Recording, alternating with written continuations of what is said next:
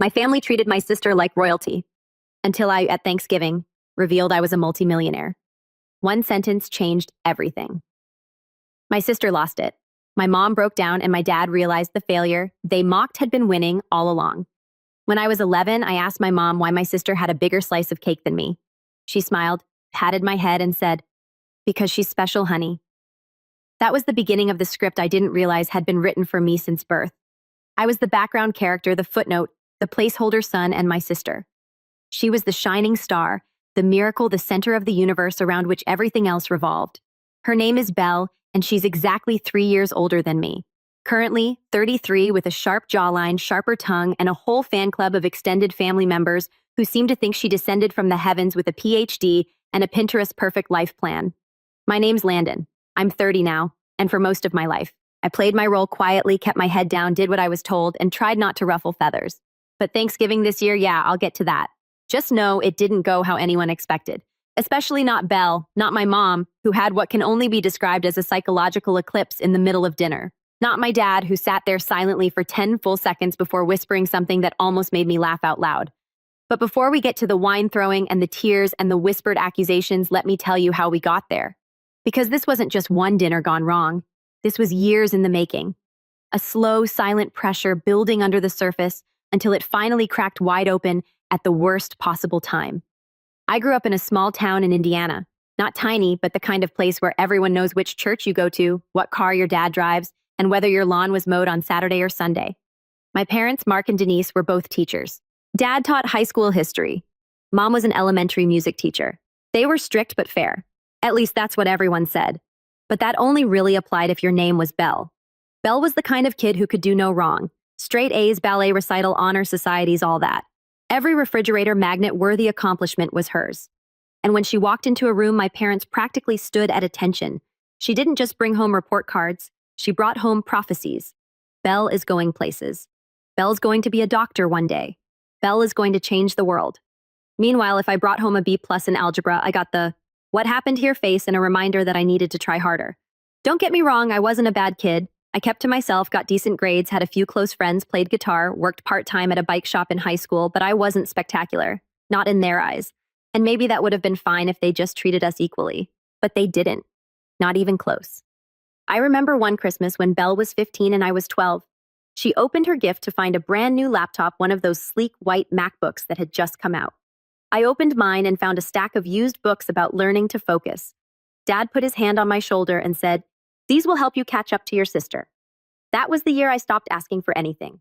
Fast forward to college. Belle went to Northwestern. Full ride, pre-med, fancy internships, the whole package.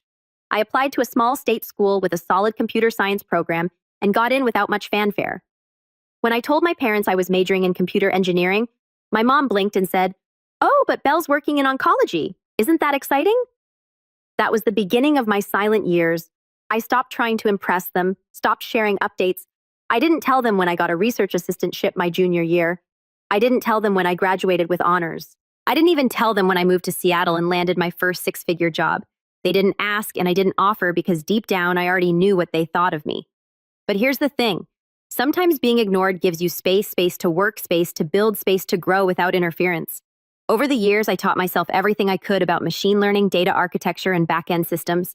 I joined a startup at 25 that got acquired 2 years later, took my payout, invested half of it, and built my own company from the ground up. We specialized in AI optimization for logistics firms.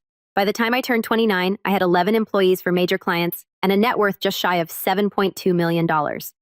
I lived in a modest condo, drove a used Lexus. I kept it quiet. I still called home sometimes, visited for holidays, played my part. "How's work?" they'd ask. "It's going well," I'd say. And then they'd immediately pivot to Belle's latest grant, or her fiancé, Dr. Daniel Whitman. Of course, who my mom kept referring to as our future son-in-law and an actual neurosurgeon.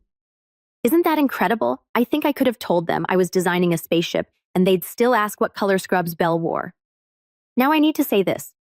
I didn't hate my sister. Not at first. She was just doing her thing, and I was doing mine. But over time, things shifted. She got colder, smugger. Like she'd started to believe the press releases our parents wrote about her. At family gatherings, she'd say things like, "So Landon, are you still doing computers?" And when I'd say yes, she'd chuckle and say, "Well, hey, we need tech guys too."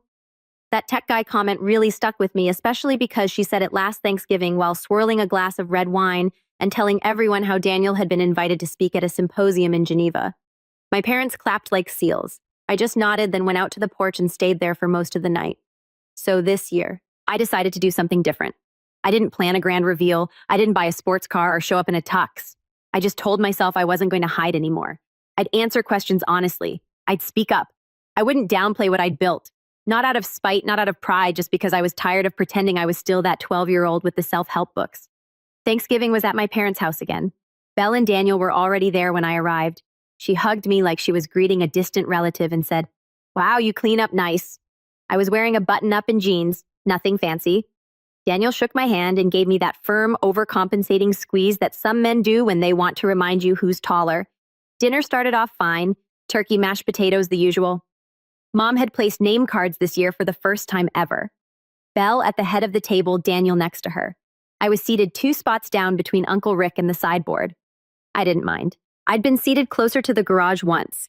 The first crack came when my cousin Ashley, who's 19 and majoring in graphic design, asked me what I did for work. "I run a software company." I said, "Come casual." My mom jumped in. "Oh, Landon does it support, I think." I paused. Not quite. "I founded a company that builds AI tools for optimizing freight and logistics.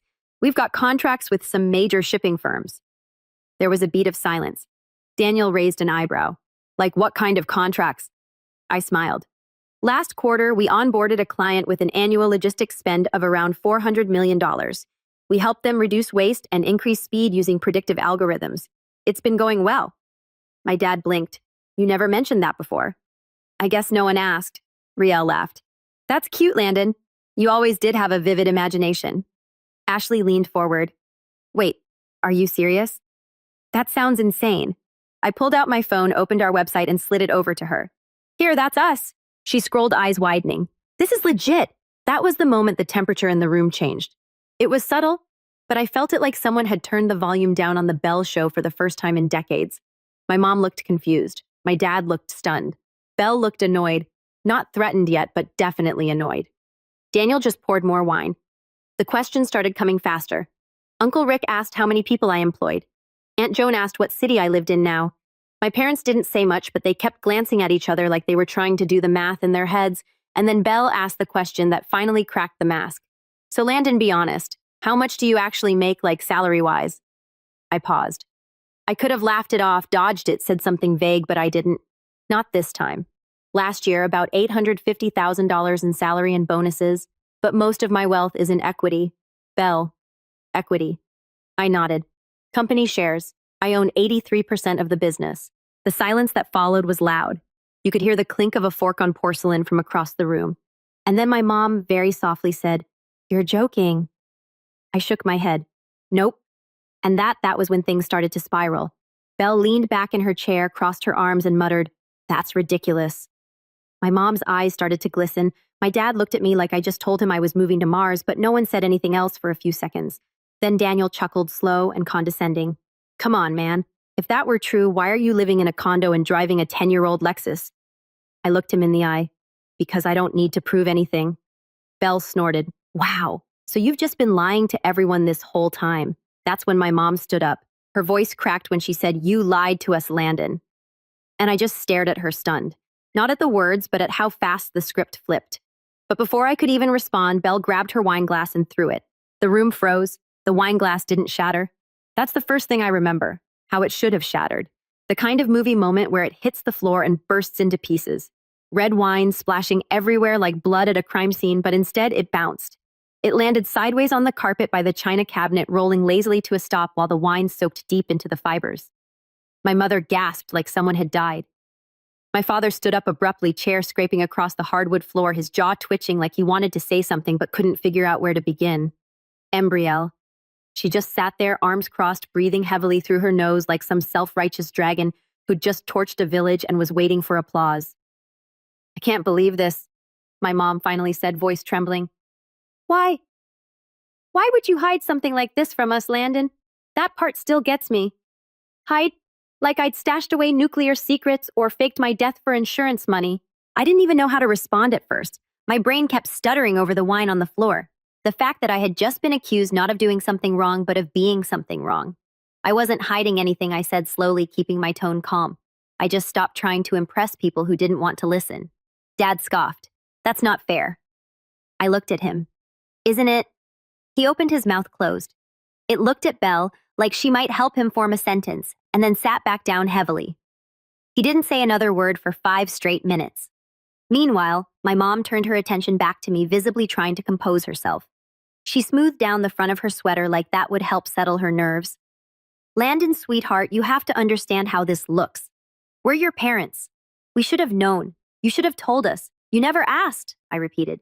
We assumed you were doing okay. We didn't expect this. She gestured vaguely toward me like I was wearing a crown I didn't deserve. It's just a lot to take in. I could feel every eye at the table flicking back and forth between me and her like a tennis match. Cousin Ashley had gone quiet, her fork suspended midair. Uncle Rick was chewing mechanically, pretending to be invisible. Even Daniel looked like he didn't quite know which team he was supposed to be on. Belle broke the silence again. You always had a chip on your shoulder, Landon. Honestly, this explains so much. Excuse me. She leaned forward, wine-stained lips curling into a smirk. You've always been resentful. I could feel it every time we were in the same room. You didn't like being the underachiever, and now what, this whole millionaire tech genius thing is supposed to make up for it. That did it. I looked at her dead in the eye and said, No, Belle, this isn't about you. She laughed, full-on laughed. Oh, please, of course it is. You had to make a scene. Had to steal the spotlight. Thanksgiving of all times. I didn't steal anything. I said you just assumed I'd stay quiet forever. And then, as if on cue, my mother placed her hand over Belle's and said softly, Belle, honey, maybe we should all just take a breath. There it was again. That quiet gesture of comfort, that subtle alignment of sides. No one comforted me when the wine was thrown. No one asked if I was okay. They instinctively moved to protect her. Something in me cracked. I stood up slowly and picked up my plate. I think I'll eat in the living room. My mom blinked. Don't be dramatic. I'm not. I'm just done pretending this is normal. I walked out without waiting for a response. The silence that followed me was heavier than the food in my hand. In the living room, I sat down on the couch and started cutting into my turkey. My hands were steady, but my jaw was clenched so tight I could hear it clicking. A few minutes later, someone sat beside me. I expected Ashley or maybe one of the aunts. It was Daniel. Hey, he said casually. I didn't look up. Hey, he cleared his throat. So you really built all that yourself? I finally turned toward him. Yeah, what? He gave a lopsided shrug. Just surprised, that's all. I always figured Belle was the overachiever in the family. She is, at least that's the official story. He chuckled like we were two guys swapping stories over beers. Man, she's gonna lose it over this. She already did. He tilted his head toward the dining room. You know she's in there telling them you probably faked all of it, right? That this is some long game to make her look bad. I froze mid-bite. Of course she is. Daniel leaned back against the couch, staring at the ceiling like he'd seen this movie before. You know, I used to think the family adoration was cute, like, wow, they really love their daughter. But after a while, I realized it's a cult. That caught me off guard. A cult. He nodded. You don't notice it until you're on the outside. Your mom talks about her like she's a myth. Your dad quotes her like a political speech. Embryo, she believes it. Every word of it. I've never met someone so obsessed with her own reflection. I stared at him for a second, trying to decide if this was a trap. Then why are you marrying her? He smirked. I didn't say I was. That shut me up. He stood up a moment later, brushing imaginary lint off his slacks. Just thought you should know what's being said back there. Good luck. And with that, he walked off, leaving me sitting there with a plate of turkey and 100 thoughts bouncing around in my skull like marbles in a tin can. A few minutes later, Ashley slipped in. She perched on the armrest like a bird testing the air. Hey, she said gently. That was intense. Yeah, she hesitated. I just wanted to say I think it's really cool what you've built. Like I had no idea. They never talk about you, you know. That part stung more than I expected. I know. She glanced toward the hallway, then back at me. Anyway, just wanted you to hear that someone's proud of you. I nodded, grateful. Thanks. She left a minute later, and I returned to my thoughts. I kept waiting for anyone to come and apologize, but no one did. Instead, I heard the muffled sound of voices from the dining room, low and urgent, then footsteps, then the unmistakable sound of my mom crying. It took everything in me not to roll my eyes because I knew that cry that wasn't the cry of someone hurt. It was the cry of someone cornered, of someone trying to summon sympathy before the narrative slipped out of her control. And sure enough, not 5 minutes later, my dad came in. He didn't sit down, just stood there awkwardly like a substitute teacher about to give a lecture he didn't write. Son, he began, I think it's time we had a serious conversation. Here we go. I placed my plate down on the coffee table and leaned back, arms crossed. All right. He scratched the back of his neck. This whole situation, it's caught us off guard. And I get it. You've been working hard. That's great. Really, but the way this all came out, it was aggressive, disrespectful. Your mom's really shaken up. She's shaken up because I told the truth. No, he said quickly. She's shaken up because it felt like a betrayal. I actually laughed. A betrayal. You kept this part of your life hidden from us and then just dropped it on Thanksgiving like a grenade. That's not fair, Landon. You know what's not fair? Spending 30 years being treated like a backup plan while Belle got a standing ovation for breathing. His expression hardened. That's not true. Yes, it is, I said, voice rising. Every birthday, every graduation, every family dinner, she was the main event, and I was the intermission. He looked genuinely stunned, like he'd never even considered it before. Like the idea that their golden child narrative had collateral damage was brand new information. I'm not asking you to rewrite the past, I said, quieter now. I'm just asking you to stop acting like I owe you guilt for doing something right. He stared at me for a long moment, then gave a tight nod. We'll talk more later. And just like that, he turned and walked away. No apology, no acknowledgement, just a retreat. By the time I went back to the dining room, dessert had been served. Pumpkin pie, whipped cream, coffee. No one looked at me, not even Belle. She sat stiffly, red-eyed and silent, like she was mourning a tragedy no one else could see. I took my seat quietly and reached for a slice. As I lifted my fork, my mom finally broke the silence. Well, I hope you're happy. I paused mid-bite. Excuse me. You've humiliated your sister. You've embarrassed this family. And for what to brag? I put the fork down. There it was. The final script rewrite, the last pivot. I was no longer the disappointment. I was the villain. And I knew right then and there that something fundamental had shifted. Something that couldn't be undone with polite smiles or obligatory phone calls. This wasn't just about a Thanksgiving dinner anymore. This was about the truth finally stepping into the light and the people who couldn't bear to see it. But I wasn't done yet. Not even close. I didn't sleep that night. I left the dinner table after my mom's final jab. I hope you're happy with a slice of cold pumpkin pie wrapped in a paper towel, and I drove back to my Airbnb in silence. No music, no calls, just the quiet hum of tires against pavement and the slow burn of betrayal creeping into my chest. When I got to the Airbnb, I sat on the edge of the bed and stared at the slice of pie like it might answer the question I couldn't shake. How did telling the truth make me the villain? All my life, I had swallowed slights so small they seemed harmless on the surface. Comments. Glances, omissions, but together they built a wall I wasn't allowed to climb. And when I finally stood at the top, looking down from a place I'd built with my own hands, I was punished for not staying where they left me. I barely slept. My mind kept replaying my mother's face when I told her the truth. Not proud, not curious, not surprised, hurt, like I had stabbed her in the back. By morning, I had 3 texts, one from Ashley. You okay? Yesterday was, yeah, let me know if you want to get out of the house today. One from Daniel, they're spinning, just FYI, might want to get ahead of it. And one from my mother, call me. We need to talk about what happened. I ignored all 3 for an hour while I drank weak coffee and stared at a blank TV screen. Then curiosity got the best of me and I called her. She picked up on the second ring. Landon. Her voice was tight, rehearsed. I'm glad you called. You asked me to. A pause. Well, yes. I wanted to clear the air. I waited. I've been thinking, she continued. And I realized things got out of hand yesterday. Emotions were high, but your sister is still processing everything, and so are we. This was a lot to take in, I noticed. She ignored the tone. We've always wanted the best for you. But Belle, she's had to work so hard to get where she is. Right? I said. And I haven't. You know that's not what I meant. It's exactly what you meant, Mom. That's always what you've meant. Another pause. I could hear her breathing through her nose like she used to when she was annoyed I hadn't emptied the dishwasher. I think it would be a good idea, she said finally, if you apologize to your sister. That actually made me laugh. You're kidding. She's devastated. You humiliated her in front of the entire family. You ambushed us, Landon. I sat there in stunned silence for a few seconds. You think I planned that? Well, she hesitated. It certainly felt like a performance. A performance would have involved fireworks and a saxophone solo. I answered a question. Honestly, you showed off, she snapped, finally dropping the gentle tone. You made her feel small on purpose. You embarrassed her. I could feel something inside me twisting. Not rage, not yet, but a slow tightening coil of clarity. Mom, I said, voice low, you do realize that she threw wine at me, right? That she insulted me, that you accuse me of lying. But somehow you're more upset that people stopped clapping for her for 5 minutes. She didn't respond. I'm not apologizing for being successful, I said. And I'm definitely not apologizing for your discomfort. She exhaled sharply. Then I don't know what else there is to say. Maybe nothing. And I hung up. That was the moment something snapped in me.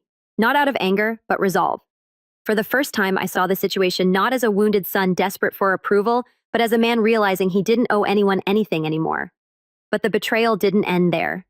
2 days later, I got a text from Daniel. Just 3 words. Check your email. I did. And what I saw made my stomach drop. Attached was a forwarded thread from Belle's email. It had been sent to several people in the family, Uncle Rick, Aunt Joan, even Grandma Karen. The subject line concerning Landon's claims. The email was several paragraphs long. I read it 3 times just to make sure I wasn't misunderstanding. In it, Belle calmly and professionally questioned the legitimacy of my company. She said she'd done a little digging and couldn't verify any of my client contracts. She implied that I may be involved in shady tech dealings or overstating my success for personal validation. She even said I might be in a manic phase. At the end, she included a casual line. I say all of this with love. I just think we need to be cautious before we enable any delusions. Landon clearly needs support, not applause. Support, not applause. I sat there stunned, not because she doubted me, but because she was trying to make everyone else doubt me too. And it worked. Within hours, I got 2 more emails. One from Aunt Joan asking if I'd exaggerated my story, and one from my mom, Landon. Your sister showed me the emails. I'm not sure what's going on, but I think you need help. We love you, but we're worried. Let us in. That one broke me. Let us in. Where had they been when I was a teenager building code in my bedroom because I had no one to talk to? Where were they when I got my first patent approved or when I landed my first client? Let us in. They had never even knocked. I called Daniel. He picked up on the first ring. I'm assuming you saw it. Yeah, I said, still trying to process. What is wrong with her? He sighed. You want the truth? Always. She's always been like this, but this is new. This is next level. She's trying to destroy my credibility. She's scared. The crown slipped and she's grabbing at anything to keep it. I paused. Why did you send it to me? Because you deserve to know. And because I think I might be done with all this. There was something final in his voice. You're leaving her, I don't know yet, but I see it now. The manipulation, the control, the way your parents feed it. We were quiet for a while. Then he said, you should come back. Say nothing. Just show up to what let them keep painting me as the delusional brother. No, he said, to show them you're not going anywhere. To remind them you don't need their approval. I didn't respond, but the idea planted itself like a seed. The next day, I went back to my parents' house. I didn't call ahead. I just knocked on the door around 3 p.m., wearing jeans and a black coat holding a thick folder in my hand. My mom answered, surprised. Landon, are you all right? I'd like to talk, I said, stepping inside. She hesitated, then nodded. Of course, Dad was in the living room. Belle was on the couch with a cup of tea and a smug expression that faltered the moment she saw the folder in my hand. Good, she said, setting her cup down. I'm glad you came. We really need to discuss. No, I interrupted. I need to say something. They all froze. I sat down across from them and placed the folder on the table. Slowly, deliberately, I opened it and began laying out documents. Company registration, bank statements, a redacted client contract, the most recent valuation letter from our accountant shareholder, breakdowns, tax filings, photos from the last investor meeting. Then I opened my laptop and played a short 2-minute clip from a conference I'd spoken at a few months ago in San Diego. I was on stage fielding questions about neural network scalability. When it ended, I looked at them. I didn't want to do this, I said. I didn't want to prove anything, but since someone decided to smear me behind my back, I figured it was time to bring receipts. My dad's face was unreadable. My mom looked like someone had unplugged her brain. And Belle's expression twisted into something bitter and unfamiliar. I never meant to smear you, she said, voice trembling. You accused me of being mentally unstable, I said. You sent emails to the entire family saying I fabricated everything. I was just worried she snapped. You ambushed us. You lied. I never lied. I said louder now. I just stopped telling you things because you didn't care. And now that I've built something real, something bigger than anything you imagined for me, you're trying to tear it down because it doesn't fit the story you wrote. You're twisting this, she said, standing now. You think you're so perfect. You think just because you made some money, it's not about money, I interrupted. It's about respect, about finally being seen. And you, all of you, can't handle the fact that I did it without you. My mom stepped forward as if to calm things, but I raised a hand. No, I'm not here for a group hug. I'm here to set the record straight. I packed up the folder, slid the laptop back into my bag, and stood. For the last time, I said, looking Belle dead in the eye, I'm not your shadow, and I never was. Then I walked out, and for the first time in my life, I didn't feel like I owed anyone an explanation. I wasn't running away from the family I grew up with. I was walking toward the man I had become. I thought walking out of that house would feel like closure, that I'd finally get to slam the door shut on decades of second place and sit with the satisfaction of having stood my ground. But the truth is, I didn't feel victorious. I felt hollow, like I just lit a match in a room full of my childhood memories and watched them all go up in smoke. The silence that followed my exit was deafening. No one chased after me. No one called out my name. No apology, no acknowledgement, just the sound of the door quietly closing behind me as I stepped into the crisp Indiana air and walked to my car. When I pulled out of the driveway, I didn't know where I was going. I just drove through the neighborhoods I used to bike through as a kid, past the library, where I'd first taught myself to code on their ancient humming computers down the street, where Belle once won a community science fair for building a vinegar and baking soda volcano that our mom talked about for 6 straight months.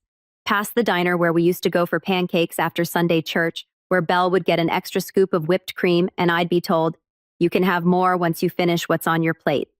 Every landmark felt tainted, like I was walking through a museum curated by someone who had written me out of the script entirely. I finally stopped at a park empty except for a squirrel tearing into a discarded sandwich wrapper near a bench. I sat down, letting the wind bite through my coat, and tried to think, but there was nothing left to think about, only feel. And I felt tired, not just physically, but deep in the bone exhausted. I had fought so hard to become someone worth noticing. And in the moment where it finally mattered, when I pulled back the curtain and showed them what I'd built, they didn't see me. They saw a threat to their story. And stories, especially family ones, don't change easily. It would have been easier if they had just stayed quiet. But they didn't, because the next morning, it got worse. A new email from my mom. The subject line, Landon, we need to discuss boundaries. I opened it with shaking hands. I don't know why I thought even for a second it might be an olive branch. It wasn't. She wrote that she and my father had talked it over and decided that my presence at Christmas might be too disruptive this year. That my outburst had created tension in the family. That was still recovering emotionally. That maybe some space would be healthier for everyone. Space like I was radioactive. Like I hadn't just spent the last decade sacrificing sleep and sanity to build something meaningful while they were too busy clapping for someone else's success to even ask how I was doing. I closed the email without responding. Then I shut my laptop. Then I sat there in the Airbnb kitchen with my hands pressed to my face, and for the first time in years I cried. Not big sobs, not cinematic tears streaming down my face, just quiet, tight-chested grief. The kind that leaks out in slow drops and tastes like mourning, because that's what it was. I wasn't mourning a person. I was mourning the idea of a family, one I'd spent years pretending I was a part of, one that had never really been mine. And it hit me in that moment that I had spent my whole life trying to earn their respect, and maybe I never would. I stayed in Indiana longer than planned. I had originally booked the Airbnb for 4 days. I extended it to 10. I didn't go out, didn't see friends, didn't even answer most texts. Ashley checked in a few times and I sent her polite responses. Daniel texted once more, just a thumbs up emoji and the words, saw the fallout. Good for you. But I didn't reply. I wasn't angry. Not anymore. I was just done, emotionally fried. And more than that, I was ashamed. Not of who I was, but of how long I'd let them decide who that was supposed to be. I ordered in food. I binged mindless shows I'd already seen. I read a book on leadership I couldn't absorb. I told myself I was relaxing, but I wasn't. I was grieving quietly alone. And when I finally gathered the strength to check my phone again, I saw what I had missed. A post from Belle on Facebook. A smiling selfie captioned, "Grateful for family this Thanksgiving, and for the strength to rise above toxic people, even when they share your DNA." I stared at it for a long time. The comments were exactly what you'd expect. "You're so strong, Brie. Ignore the haters. You shine no matter what. They're just jealous of your success. Family isn't always blood. Stay close to the ones who support you." I didn't respond. I didn't need to, because that post told me everything I needed to know. She wasn't just rewriting the narrative, she was weaponizing it. I was now the toxic brother, the ungrateful one, the liar, the dramatic embarrassment who tried to overshadow her at Thanksgiving. And everyone was buying it, or at least everyone who mattered in that insular little family bubble. It was almost funny. All this time, I'd worked in silence, built a life, made something real. And in one weekend, my own family decided that reality was less believable than Belle's version of events. And worse, they preferred hers. It wasn't just that they didn't believe me, it's that they wanted not to. Because if I was telling the truth, then what did that say about them? It was easier to cast me as the unstable one. The outburst, the black sheep, because then they didn't have to face the years of neglect, the favoritism.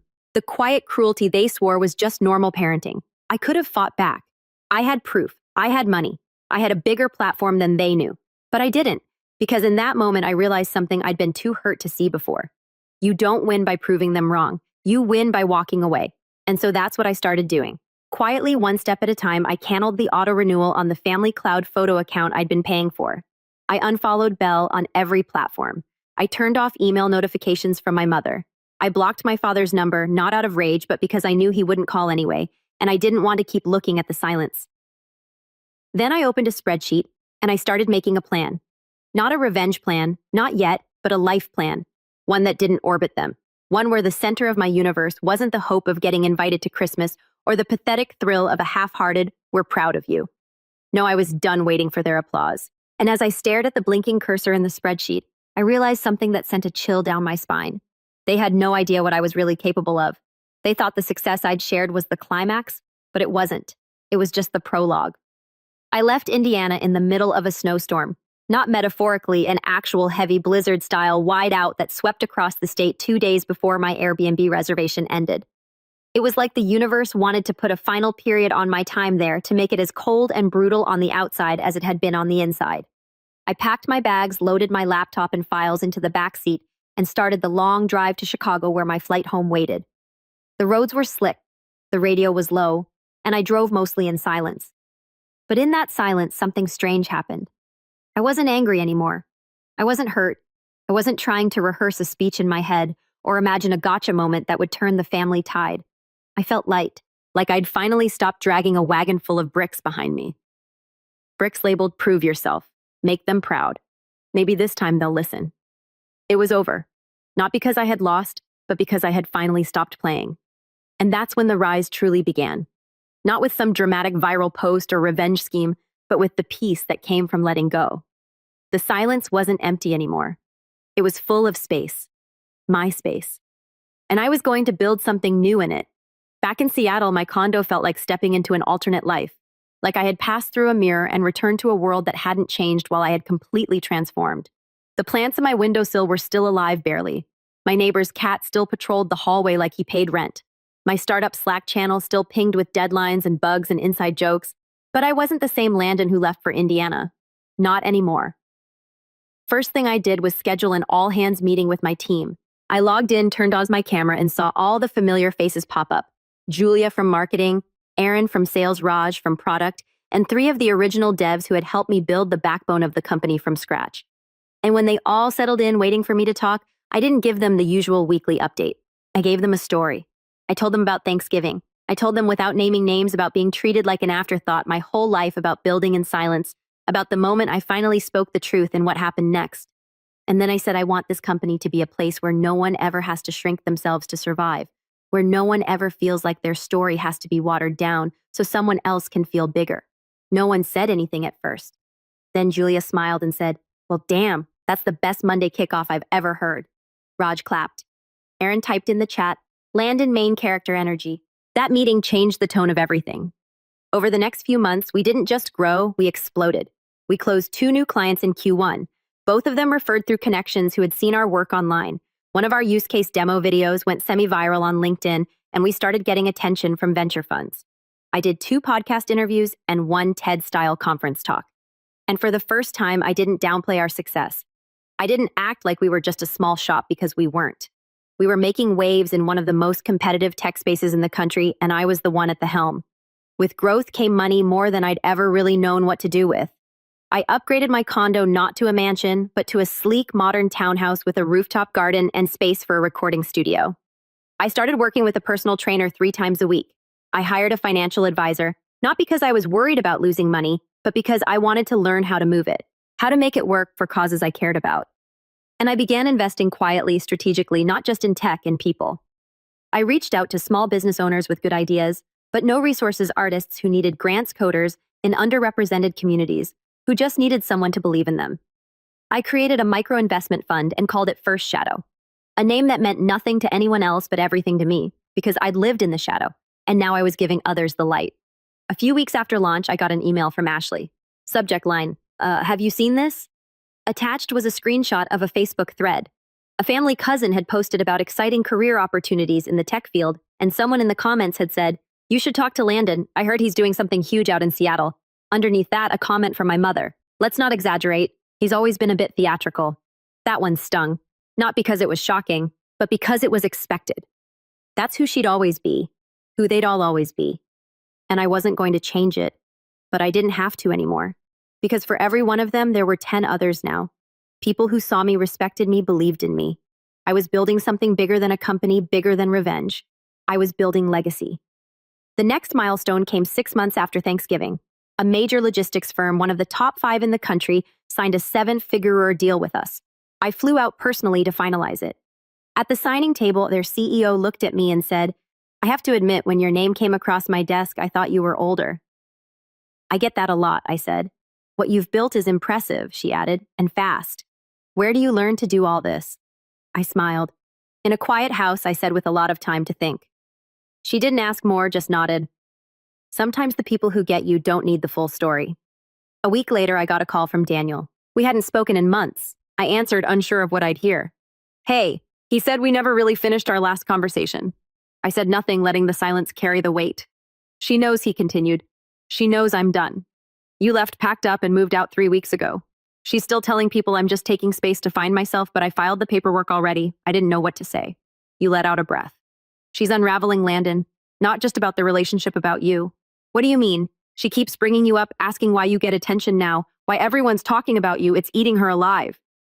"That's not what I wanted," I said quietly. "I know," he replied, "but it's what happened." I didn't ask how the rest of the family took the breakup. I didn't care. I only asked one thing. "Do you regret it?" He paused. "No," he said. "Not anymore." It was around that time I started getting media attention. Nothing huge, just mid-tier tech blogs and a few industry newsletters. But one story really caught fire. It was titled "The Quiet Millionaire Who Built a Logistics Empire Without a Whiff of Silicon Valley." It told the story of a soft-spoken founder who built a multi-million-dollar AI company without venture capital, without legacy family support, and without the noise of self-promotion. It talked about First Shadow, about how I was investing in others, about how I believed in building something real, not just something loud. The story went viral in a way I wasn't expecting. New followers, new connections, invitations to panels, podcasts, summits. People love the idea of a quiet disruptor.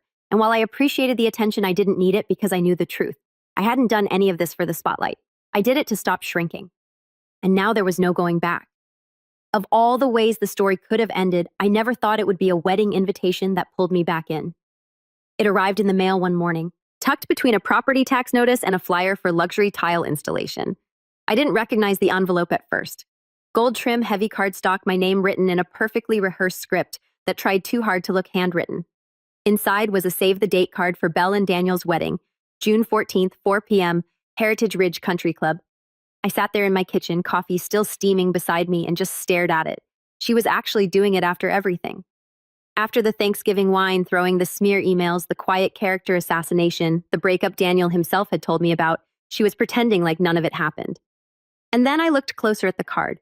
It wasn't just a standard wedding invite, it was a showcase.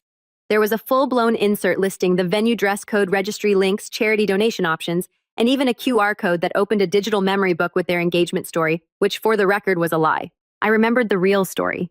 She told it over Thanksgiving dinner last year, and it didn't involve any of the poetic lines she'd now written into her fairy tale. But what Kamaya, most of all, a list of featured speakers.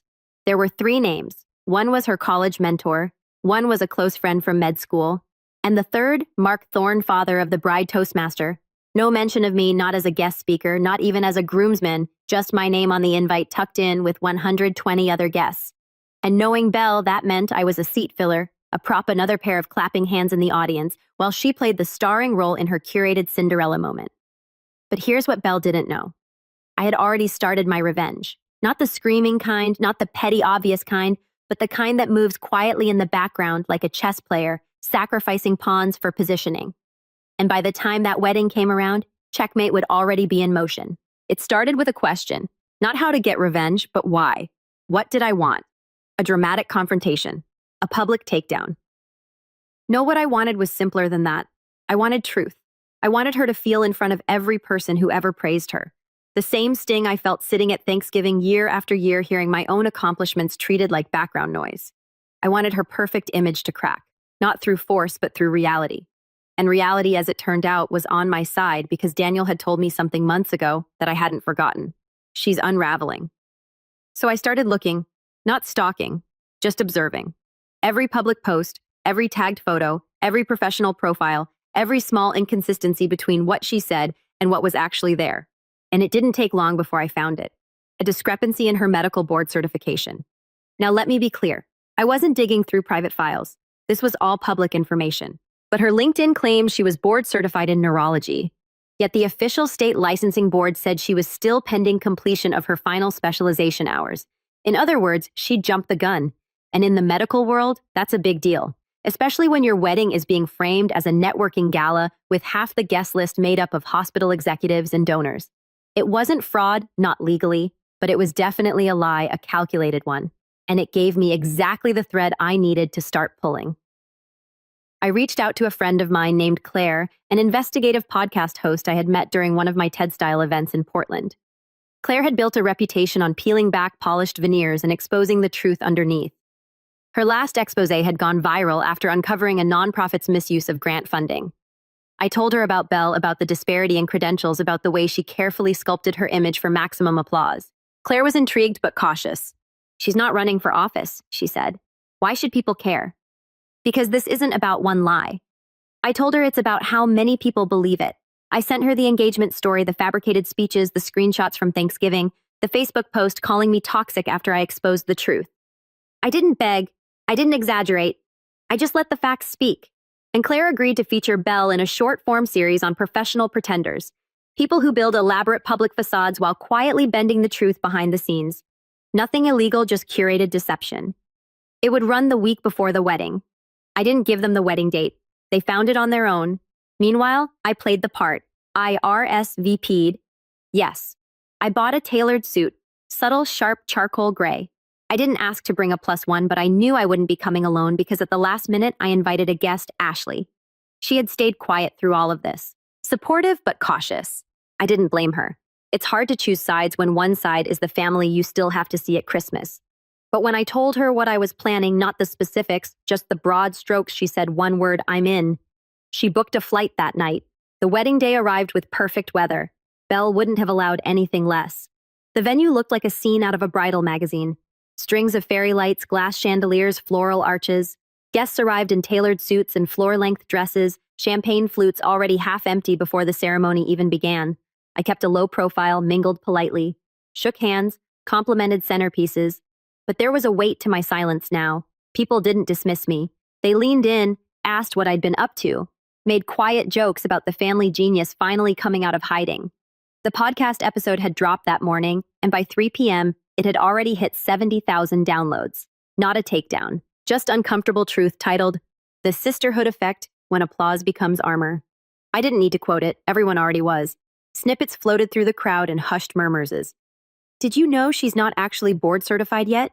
The podcast said her engagement story was made up. I heard her brother runs some massive company. Why isn't he in the wedding party? There's something weird going on with that family. Embrielle. She smiled through all of it. But I saw the strain, the micro-tightening around her eyes, the way her posture stiffened with every toast, the way her laugh got half a second too loud whenever someone mentioned the word podcast. She knew, but she couldn't react. Not without proving the story right. And that was the beauty of it. The revenge wasn't in destroying her. It was in making her live inside the truth she tried to bury. Every speech, every photo, every compliment, all of it, now filtered through a lens she couldn't control. During dinner, I kept mostly to myself until Belle finally approached. She waited until Daniel stepped away from the table, then slid into the seat across from me with a glass of wine in hand. Same vintage she threw at me last Thanksgiving. I know what you did, she said under her breath, smile frozen in place. I didn't flinch. Do you... She leaned in closer. You couldn't just let me have this. I did let you have it, I said quietly. You just couldn't hold on to it. Her smile cracked. Just a little. You think this makes you better than me? No, I said. I know it does. She blinked, stunned at the calmness of it. Then, like a true actress, she straightened up and sipped her wine. I should have cut you off years ago. You never had that power, I said. And now everyone knows it. She didn't reply. She just stood up and walked away, heels clicking like gunshots across the polished floor. Ashley nudged me from beside her. You okay? She whispered. I nodded, because for the first time in my life I was. Not because I had gotten revenge, but because I had finally stopped waiting for the applause. I wasn't the side character anymore. I was the author, and the story, it was just getting good. The wedding ended like most do. Laughter echoing under fairy lights, cake smeared on plates, a tired DJ playing 2000s throwbacks for a slowly thinning crowd. But beneath the gloss and sparkle, I could feel the tension buzzing like faulty wiring behind the drywall. No one said it aloud, but everyone knew something had shifted. The next morning, my phone lit up with 3 missed calls from my mother, 2 from Dad, and a single text from Belle. You win. I hope it was worth it. I didn't respond because it wasn't about winning. It never was. It was about telling the truth in a place where the truth had never been welcome. And finally, it was out. Irreversible. Standing in the daylight like it belonged there all along. The podcast episode had passed 300,000 plays by the end of the week. Claire messaged me. You underestimated how many people needed to hear this story. I hadn't done any interviews, no post-wedding statements, no social media cryptic posts or subtweets. I didn't need to. The silence said enough. What happened next came slowly then, all at once. Belle's hospital board requested a formal review of her credentials. Standard protocol, but humiliating for someone who had branded herself as a rising star in her department. She wasn't fired, but the press made it clear she'd need to clarify her miscommunication. Her wedding photos were stunning, but none of the captions said what people were really thinking. And Daniel, he didn't move back in. 3 weeks after the wedding, Ashley sent me a screenshot of his new LinkedIn job update. Relocated to Portland, available for consulting. No mention of Belle. My parents sent a long email around that time. A clumsy, overwritten olive branch. No apology. Not really. Just vague lines like, we were shocked by how things unfolded. We still love you deeply, even if we don't always see eye to eye. Family should stick together even when it's hard. I read it 3 times, then archived it because love without respect is just a softer form of control. I wasn't angry. I wasn't bitter. I was just done. Life, meanwhile, kept moving. My company hit another funding milestone. We opened an office in Austin. I started mentoring a group of young founders, kids who reminded me of myself at 19, full of ideas and nowhere to put them. I gave them space tools, the one thing I never had growing up: validation. Sometimes they asked about my story. I'd tell them just enough to let them know where I came from, but never so much that it defined me. Because that was the final part of the revenge. Not the takedown, not the podcast, not the ruined fairy tale wedding, but this piece. The kind that doesn't need a spotlight. The kind that doesn't explain itself. The kind that quietly builds a better life, while the people who dismissed you scrambled to rewrite their roles in your success. And one morning, almost a year after that unforgettable Thanksgiving, I got a package at my office. No return address. Inside was a hardcover family photo album, one of the old ones from our living room shelves. A note was taped to the inside cover. Just 6 words written in my mother's handwriting. We should have seen you sooner. I didn't cry. I didn't call. I didn't frame it or throw it away. I just placed it on the bottom shelf of my bookcase where it would stay silent, heavy, untouched, like a chapter 1 had already finished, because my story wasn't about them anymore. It was about me, and I was finally writing it in my own.